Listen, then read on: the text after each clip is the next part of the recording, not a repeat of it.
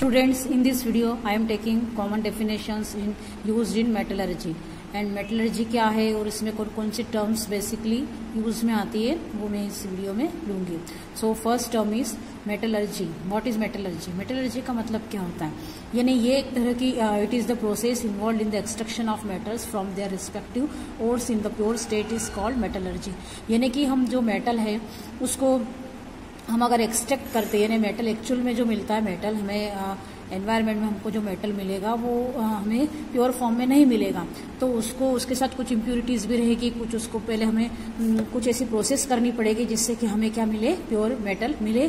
तो उस प्रोसेस को जो कंप्लीट जो 3 या 5 स्टेप है जिसको किया जाता है प्योर मेटल को हमको लेने में, उस प्रोसेस को कहा जाता है मेटलर्जी। तो इस मेटलर्जी से हम किस किस मेटल का एक्सट्रैक्शन कर सकते हैं? बहुत सारे मेटल से हम उनका एक्सट्रैक्शन कर सकते हैं। तो for example aluminium, copper, zinc, जितने भी मेटल्स हैं इनको हम क्या कर सकते हैं, एक्सट्रैक्ट कर सकते हैं। यानी कि इम्प्योर फॉर्म से प्योर फॉर्म में हम कन्वर्ट करते हैं, तो उस प्रोसेस को हम क्या कहेंगे, metallurgy.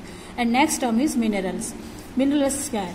The compound of metals found in nature and mix with their impurities from earth crust are called minerals. यानी ऐसे कंपाउंड मेटल जो रहता है वो कभी भी उसमें मेटल जो होंगे वो हमें प्योर फॉर्म में कभी भी नहीं मिलेंगे नेचर में, वो हमें एक कंपाउंड फॉर्म में मिलेंगे। तो कंपाउंड फॉर्म में जैसे कि एल्यूमिनियम है, एल्यूमिनियम जो मिलता है हमें बॉक्साइट जो रहेगा उसका और रहता है जिससे कि एल्यूमिनियम हम निकालते हैं। तो उस कंपाउंड फॉर्म में बहुत सारे डस्ट पार्टिकल्स भी होते हैं, उसके अंदर बहुत सारी इम्प्योरिटीज भी होती है, तो उनके साथ वो मिक्स रहता है, तो उसको कहा जाता है मिनरल्स, जिसमें से कि हमें मेटल्स को निकालना है।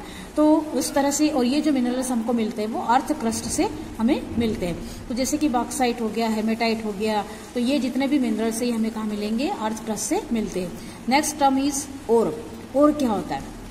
अब मिनरल्स जो होते हैं उसमें बहुत सारे ऐसे मिनरल्स होते हैं जिन्हें कि हमें मिलने में बहुत ज़्यादा डिफिकल्टी होती है, मतलब काफ़ी हमको महंगा पड़ता है उसे निकालना। तो कुछ और ऐसे होते हैं जिनको कि हम बिल्कुल चीप तरीके से या फिर हमको इजी वे में हम क्या कर सकते हैं, उसमें से निकाल सकते हैं, उसी को हम क्या कहेंगे, ओर कहते हैं। यानी जो नेचुरली मिलते हैं मिनरल्स और उन्हें हम इजीली हम क्या कर सकते हैं, एक्सट्रैक्टेड कर सकते हैं, उसी को क्या कहते हैं, हम ओर कहते हैं। जैसे कि एल्यूमिनियम है, उसका ओर होता है बॉक्साइट, तो बॉक्साइट में से हम एल्यूमिनियम को क्या कर सकते हैं, प्रॉपरली निकाल सकते हैं, तो इसलिए इसको हम क्या कहेंगे, ओर।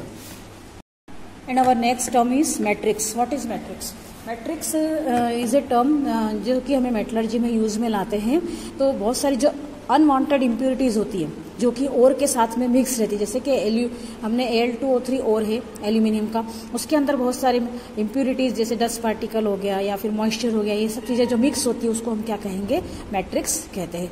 तो इसको या तो मैट्रिक्स कहते हैं या फिर गैंग, इस वर्ड को यूज में लाया जाता है, GANGUE। तो इस तरह से जैसे कि रॉक से मड है उसके साथ अगर मिक्स है तो उसको हम क्या कहेंगे, मैट्रिक्स कहते हैं। Next term is flux. It is an additional substance added to extracted metals combining with impurities is called flux। तो ये एक तरह के एडिशनल सब्सटेंस रहते हैं, फ्लक्स जो रहते हैं वो इम्प्योरिटीज के साथ जो कंबाइन रहते हैं, तो उसको हम क्या कहेंगे, फ्लक्स कहते हैं। जैसे कि इसमें MnO के साथ SiO2 अगर मिक्स हो जाती है इम्प्योरिटी, तो उसको हम MnSiO3 से फ्लक्स, इस तरह से उसको कहा जाता है। नेक्स्ट है स्लेग। स्लेग जो होते हैं वो the are alloy of oxide of various compositions. तो एक तरह से ये एलॉय होते हैं ऑफ स्लैग्स और alloys of oxides of various composition. इनका कंपोजिशन अलग अलग हो सकता है। तो एक्चुअल में हम जो स्लैग कहेंगे वो एक तरह का फ्यूजिबल मटेरियल, यानी कि मोल्टन फॉर्म में होता है ये, यानी पिघले हुए फॉर्म में होता है। और ये किस किस के रिएक्शन से बनता है, गैंग और फ्लक्स। गैंग यानी मैट्रिक्स, तो जो इम्प्योरिटीज रहती है और वो जो फ्लक्स के साथ मिक्स होके बनती है। जैसे कि यहाँ पर हमारा गैंग है, इम्प्योरिटीज है सेंड SiO2, और ये फ्लक्स CaO के साथ मिक्स है, जैसे कि यहाँ MnO था हमारा फ्लक्स, तो CaO के साथ जब मिक्स होता है और दोनों को मिक्सिंग करके जैसे यहाँ बना हमारा CaSiO3, तो इसको कहेंगे हम स्लैग। तो ये जो गैंग और फ्लक्स के बीच की जो रिएक्शन से जो बनता है उसको हम क्या कहेंगे, स्लैग कहेंगे। और ये फ्यूजिबल फॉर्म में एक तरह से तैरता रहता है ना। स्लैग का मीनिंग ही होती है फ्लोटेड, यानी फ्लोटेड फॉर्म में ये क्या करेगा, उसके ऊपर तैरेगा और उसको एक अलग से उसको निकाल लिया जाता है ऊपर से ना। इम्प्योरिटी उसके अंदर मिक्स होकर आ जाती है ऊपर जितनी भी मेटल्स में रहती है, और उसको फिर अलग से निकाल लिया जाता है। तो इस तरह जितनी भी इम्प्योरिटीज है उस ओर में प्रेजेंट उसको अलग कर दिया जाता है, फिर जो हमको मेटल मिलता है वो प्योर फॉर्म में मिलता है। Students, now I am taking the metallurgic process. यानी जो मेटलर्जी की जो प्रोसेस है, यानी कि किसी भी मिनरल में से हमें जब मेटल को, प्योर मेटल को हमें लेना है तो उसके लिए हमें कुछ मेटलर्जिकल प्रोसेस अप्लाई करनी पड़ेगी। तो यहाँ पे 5 स्टेप्स है मेटलर्जी की। फर्स्ट स्टेप होती है हमारी क्रशिंग ऑफ ओर, यानी कि उसको ओर जो होता है उसको हमें ग्राइंड करना है। इसको ग्राइंडिंग प्रोसेस भी बोलते हैं। तो उसको ग्राइंड करना है, बड़े बड़े जो रोलर से मशीन होती है उससे इसको क्या कर लिया जाता है, फाइन पाउडर में कन्वर्ट कर लेते हैं। यानी पाउडर फॉर्म में उसको क्या कर लिया जाता है, उसको मिनरल को क्रश कर लिया जाता है। That is called grinding of ore. तो सेकंड हमारी जो स्टेप है, उस स्टेप में जब हमने पाउडर फॉर्म में उसको कन्वर्ट कर लिया है तब उसके साथ में कुछ इम्प्यूरिटीज़ भी रहती है, तो उन्हें भी हमें क्या करना पड़ता है, हटाना पड़ता है। यानी कुछ डस्ट पार्टिकल्स रहती है, कुछ मड रहती है। तो इस तरह से उन्हें हटाने के लिए जो प्रोसेस हम यूज में लाते हैं उसको हम कहते हैं कंसंट्रेशन ऑफ ओर। इसे हम ड्रेसिंग ऑफ ओर भी कहते हैं। तो इस प्रोसेस में भी कुछ मेथड्स है जिन्हें हम आगे लेंगे, तो उसको हम कहते हैं कंसंट्रेशन ऑफ ओर। नेक्स्ट हमारी प्रोसेस होती है कन्वर्जन ऑफ ओर। तो अब हमने कंसंट्रेशन कर लिया, यानी कि उसमें से डस्ट पार्टिकल्स को हटा दिया, हमने उसका ग्राइंडिंग भी कर लिया। ग्राइंडिंग करने के बाद उसमें से डस्ट पार्टिकल्स, मॉइस्चर या फिर कुछ भी डस्ट है उसको हटा लिया। उसके बाद जब हम उसको ओर को उसके मेटल ऑक्साइड में कन्वर्ट करते हैं तो उसे हम कहते हैं उस प्रोसेस को कन्वर्जन ऑफ ओर। फिर क्योंकि डायरेक्टली हमको मेटल हम नहीं ले सकते, क्योंकि मेटल ऑक्साइड में हम उसको कन्वर्ट कर देंगे तो ये हमारे लिए बहुत इजी हो जाएगा कि उसका रिडक्शन करना हमारा इजी हो जाएगा। फिर जो फोर्थ स्टेप जो होती है वो होती है हमारी रिडक्शन ऑफ मेटल ऑक्साइड। अब मेटल ऑक्साइड है, अब मेटल ऑक्साइड में से प्योर मेटल को कैसे लेना। तो मेटल ऑक्साइड में से अगर हम मेटल प्लस ऑक्साइड, यानी कि ऑक्साइड अगर इसको हटा दिया जाए किसी प्रोसेस से तो हमें जो मिलता है वो क्या मिलेगा, हमारा प्योर मेटल मिलेगा। तो हम इस प्रोसेस में क्या करते हैं, रिडक्शन करते हैं मेटल ऑक्साइड का, और उसको मेटल में ऑक्साइड में से ऑक्सीजन निकल जाती है और हमें वो मेटल मिलता है। लेकिन ये जो मेटल मिलता है कंप्लीटली प्योर नहीं होता, यानी कि हम कह सकते हैं 99.5% ही प्योर नहीं होता ये जो हमें मेटल मिलता है। तो इस मेटल को हमें और प्योर फॉर्म में कन्वर्ट करने के लिए एक प्रोसेस और करनी पड़ती है। तो this process is called refining और प्यूरिफिकेशन ऑफ मेटल। यानी हमें अगर 99.5% या 99.9% अगर मेटल चाहिए तो उसके लिए हमें रिफाइनिंग प्रोसेस या प्यूरिफिकेशन प्रोसेस करनी पड़ती है। अब हम अपने नेक्स्ट इसमें स्टेप बाय स्टेप क्रशिंग क्या होता है। क्रशिंग तो उसे समझाने की जरूरत नहीं, क्योंकि एक तरह से उसको पाउडर फॉर्म में कन्वर्ट कर लेते।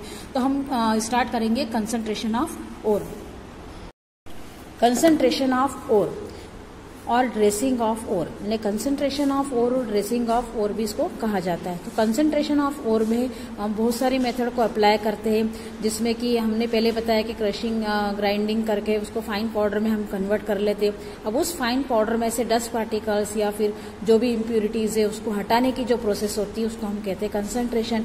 इसके लिए हमारी जो फर्स्ट प्रोसेस है वो है हमारी ग्रेविटी सेपरेशन, इसका दूसरा नाम है हाइड्रोलिक सेपरेशन।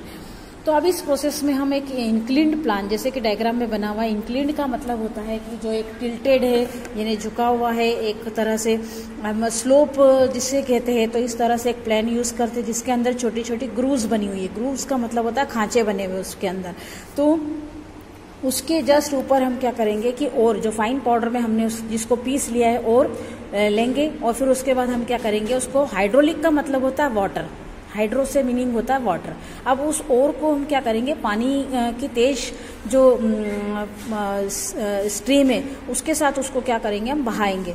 तो इस तरह से क्या होगा कि अब इसकी जो प्रिंसिपल है इस बेस पर है कि जैसे ओर प्लस इम्प्यूरिटी, ओर के साथ हमें पता है कि क्या है, मिक्स इम्प्यूरिटीज। तो अगर दो डिफरेंट डेंसिटी की हुई, सपोज अगर ओर हमारा हुआ हैवी और इम्प्यूरिटीज हुई लाइट वेट, तो वो क्या हो जाएगी, एक जो रहेगी अगर वो लाइट वेट है तो वो पानी के उसके साथ निकल जाएगी, और हैवी होने के कारण वो इसमें से क्या हो जाएगी, और पार्टिकल्स इसमें ग्रूव में चले जाएंगे। और अगर हल्के होंगे तो वो जस्ट इसका अपोजिट, अगर और पार्टिकल्स लाइट वेट है तो वो निकल जाएंगे, इम्प्यूरिटीज हैवी होगी तो उस ग्रूव्स में रह जाएगी। तो इस तरह से क्या होता है कि हम ग्रेविटी सेपरेशन या हाइड्रोलिक सेपरेशन से क्या हो जाएगा, इसको और को इम्प्यूरिटीज से अलग अलग कर देंगे। इस तरह से और इम्प्यूरिटी आपस में क्या हो जाएंगे, अलग अलग हो जाएंगे। तो सिंपल वे में हम कह सकते हैं कि जो हाइड्रोलिक सेपरेशन है उसमें क्या होता है कि ये जो ग्रूव्स बने हुए हैं इन खांचों में जो भी हैवी होगा दोनों में से, या तो और या फिर इम्प्यूरिटी, सपोज और है हैवी इम्प्यूरिटी से तो वो इसमें फंस जाएगा, और ये जो इम्प्यूरिटी है वो पानी की पानी के साथ फ्लो होके नीचे आ जाएगी। इसी तरह से अगर इम्प्योरिटी हैवी है तो वो इसमें फंस जाएगी, और जो ओर होगा लाइट वेट होने से वो नीचे की तरफ बह के आ जाएगा, और ये दोनों क्या हो जाएंगे, इस तरह से सेपरेट हो जाएंगे। डिपेंड करता है कि इन दोनों में से कौन हल्का और कौन भारी है। तो and our second method is magnetic separation. अब मैग्नेटिक सेपरेशन में हम ये देखेंगे कि एक और इस तरह का हो कि जिसमें एक पार्ट मैग्नेटिक और दूसरा जो है नॉन मैग्नेटिक पार्ट है, तभी उसका सेपरेशन जो होगा वो इस मेथड से पॉसिबल होगा। तो मैग्नेटिक सेपरेशन में अगर और के साथ में जो इम्प्यूरिटीज है, गैंग जिसको कि हम कहते हैं इम्प्यूरिटीज, तो उन दोनों को मैग्नेटिक प्रोसेस से क्या किया जाता है, सेपरेट किया जाता है। अब किस तरह से उसको सेपरेट करते, उसके लिए इस तरह से अरेंजमेंट किया जाता है। यहाँ पे दो इस तरह से व्हील आपने देखा होगा कि यहाँ पे ये व्हील लगे हुए हैं, दो इस तरह से व्हील लगे हैं, और इसके ऊपर एक बेल्ट लगाया हुआ है और इसे अटैच किया है होपर से, जिसमें से कि पाउडर किया हुआ और क्या होता है यहाँ पे फिलअप किया जाता है, यहाँ से डाला जाता है और, यानी और के साथ में इम्प्यूरिटी भी मिक्स है, उसको यहाँ से पाउडर फॉर्म में डाला जाता है। अब ये जो और है ये फाइन पाउडर के फॉर्म में इस बेल्ट के ऊपर जैसे जैसे बेल्ट आगे की तरफ रोटेट करता है ये भी रोटेट करता है। अब इसमें एक पार्ट मैग्नेटिक है और दूसरा पार्ट है नॉन मैग्नेटिक है, तो यानी कि एक मैग्नेट से अट्रैक्ट होने वाला पार्ट है, अगर आयरन है तो वो क्या होगा कि मैग्नेट से अट्रैक्ट होगा। तो इस तरह से मैग्नेट से अट्रैक्ट होने वाला जो पार्ट है वो मैग्नेटिक पार्टिकल से वो यहाँ पे इस तरह से यहाँ पे मैग्नेट लगे हुए हैं, तो यहाँ इस तरह यहाँ पे आ जाएंगे और इस अलग से हम कंटेनर में उसको मैग्नेटिक पार्टिकल्स को अलग कर लेंगे। और जो नॉन मैग्नेटिक है वो दूर फेंका जाएगा इससे बेल्ट से, तो वो दूर वाले जो पार्टिकल्स है जो इससे अट्रैक्ट नहीं हो रहे हैं उनको हम क्या करेंगे, अलग वाले कंटेनर में अलग कर लेंगे। तो इस तरह से इम्प्यूरिटीज हमारी अलग हो गई और मैग्नेटिक पार्टिकल्स अलग हो गए। तो इस तरह का जो सेपरेशन किया जाता है वो एक तो मैग्नेटाइट है, इस ओर का नाम है मैग्नेटाइट, क्रोमाइट। इस तरह के जो ओर अगर हो जिसके अंदर की आयरन पार्टिकल्स होते तो उसको इस प्रोसेस से, मैग्नेटिक सेपरेशन प्रोसेस से क्या करते हैं, उसको सेपरेट किया जाता है। Third process is froth flotation process. In this process froth is form, यानी कि इस प्रोसेस में फ्रोथ बनता है। अब इस प्रोसेस का क्या प्रिंसिपल है हम ये देखते हैं। इसमें जो होता है, एक होता है पार्ट हाइड्रोफोबिक होता है और दूसरा पार्ट होता है हमारा हाइड्रोफिलिक, यानी जो हमारा ओर है वो वाला पोर्शन होगा हाइड्रोफोबिक और हाइड्रोफिलिक जो पार्ट होगा वो हमारा होगा गैंग। हाइड्रोफोबिक का मतलब होता है जो वाटर से रिपेल करता है ना, वाटर से दूर रहने वाला पार्ट, और हाइड्रोफिलिक का मतलब होता है जो पानी के अंदर डिसॉल्व हो जाता है ना, पानी में मिक्स हो जाता है। तो इस तरह से हाइड्रोफिलिक इम्प्यूरिटीज जो होती है वो, गैंग का मतलब होता है इम्प्यूरिटीज, तो वो क्या होगा कि पानी के अंदर डिसॉल्व हो जाएगी और नीचे की तरफ आ जाएगी। और हाइड्रोफोबिक होने से यानी कि पाइन ऑयल के अंदर कौन मिक्स हो जाएगा, और मिक्स हो जाएगा, और इस तरह से क्या होगा, ये दोनों सेपरेट हो जाएंगे। अब हम डायग्राम से देखते हैं कैसे प्रोसेस होती है। तो इस डायग्राम के अंदर एक कंटेनर है, उस कंटेनर के अंदर पाइन ऑयल और वाटर को दोनों को मिक्स करके लिया है, और जिस ओर को हमने कंसंट्रेशन करना है वो इसमें अंदर मिक्स है। अब हम क्या करते हैं, इसके अंदर एक एयर के लिए दिया हुआ है कि आप यहाँ देख सकते हो डायग्राम में, तो उसमें कुछ होल्स बने हुए नीचे की तरफ। तो जैसे ही एयर पास की जाती है तो इस एयर की वजह से उसमें झाग बनना स्टार्ट होते, तो झाग लाइट वेट होने के कारण क्या हो जाएंगे, ऊपर की तरफ आ जाएंगे, और वाला जो और के जो पार्टिकल्स है वो हाइड्रोफोबिक होने के कारण पाइन ऑयल से चिपक जाएंगे और वो ऊपर झाग के साथ आ जाएंगे, क्योंकि ऑयल हमेशा ऊपर की तरफ तैरता है और वाटर क्या होता है, नीचे की तरफ रहता है। तो नीचे की तरफ और के अंदर जो प्रेजेंट इम्प्यूरिटीज है वो कहाँ चली जाएगी, पानी के अंदर मिक्स होके नीचे चली जाएगी। इस तरह से फ्रोथ फ्लोटेशन से वो जो फ्रोथ के अंदर हमारे जो ओर है जिसके अंदर से डस्ट पार्टिकल्स निकल गए वाटर के अंदर वॉश होके, तो इस तरह के ओर को हम क्या कर लेंगे, अलग से निकाल लेंगे। उस झाग को अलग निकालेंगे तो उसके अंदर क्या चिपके हुए हैं, ओर के पार्टिकल्स। इस तरह से ओर पार्टिकल्स को सेपरेट कर लिया जाता है।